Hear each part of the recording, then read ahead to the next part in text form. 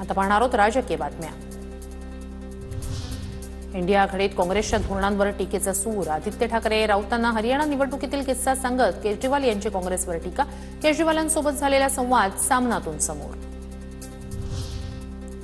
हरियाणा आणि दिल्लीत काँग्रेसनं आपसोबत युती होऊ दिली नाही। काँग्रेसला भाजपला नाही तर मोदी विरोधक केजरीवालांना हरवायचं होतं। केजरीवालांनी सांगितलेला किस्सा राऊतांकडून समोर। कांग्रेस मुझे हराना चाहती थी, मोदी जी को नहीं हराना चाहती दिल्ली और हरियाणा में। केजरीवाल का कहना है, केजरीवाल जी का कहना है, हरियाणा और दिल्ली में हम कांग्रेस से अलायंस करना चाहते थे। हमने बातचीत शुरू की थी। हरियाणा विधानसभा निवडणुकीत आप आणि काँग्रेसची युती झाली असती तर निकाल वेगळा लागला असता।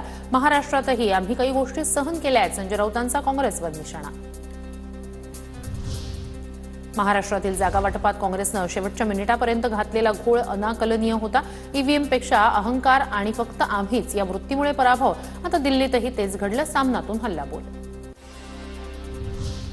नेमकं कुणाविरोधात लढायचं हे केजरीवाल यांनी आधी ठरवून घ्यावं। पराभवाचा खापर इतरांवर फोडण्यापेक्षा चिंतन करणं महत्त्वाचं। काँग्रेस प्रदेशाध्यक्ष हर्षवर्धन सपकाळ यांचा केजरीवालांसह राऊतांना सल्ला।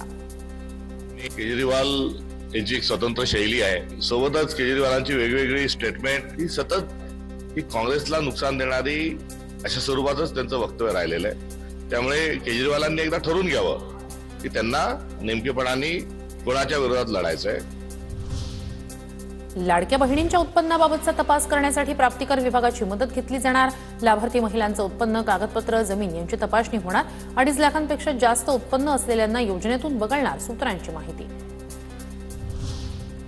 लाडकी बहीण योजनेसाठी आम्ही 3,000 देणार होतो। आम्ही कुणालाही वगळलं नसतं, मात्र आता काहींना वगळलं हे दुर्दैव। खासदार सुप्रिया सुळे यांची प्रतिक्रिया।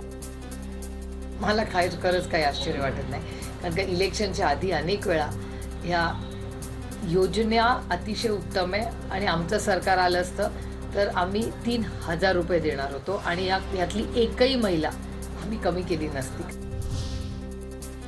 निवडणुकीआधी मुख्यमंत्री आणि इतर सर्वांनीच लाडक्या बहिणींचे जे फॉर्म येतात ते घेण्याचं ठरवलं होतं, मात्र चुकीचा लाभ घेतल्याचं निवडणुकीनंतर लक्षात आलं। लाडकी बहीण योजनेवरून अजित पवारांची प्रतिक्रिया। ते फॉर्म घ्या, भरा आणि नंतर लक्षात आलं निवडणूक झाल्यावर की ज्यांच्या घरात 4 चाकी वाहन आहे, पगारच त्यांना 40,000 रुपये, अशांना पण त्याचा त्यांनी लाभ घेतलेला आहे।